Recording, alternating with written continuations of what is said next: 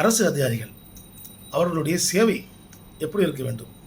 இப்போ இதெல்லாம் பேச வேண்டிய ஒரு நிர்பந்தம் ஏற்படுகிறது.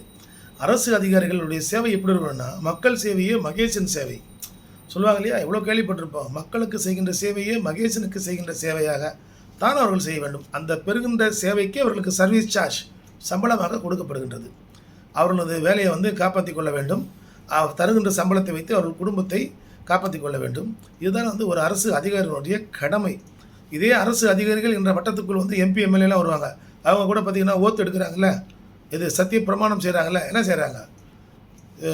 சுய வெறுப்புக்கு அப்பாற்பட்டு நடப்பேன். அது ஒவ்வொரு அரசு ஊழியருக்கும் உண்டு. குறிப்பாக காவல்துறையினருக்கு அதற்கு அதிகமாகவே உண்டு.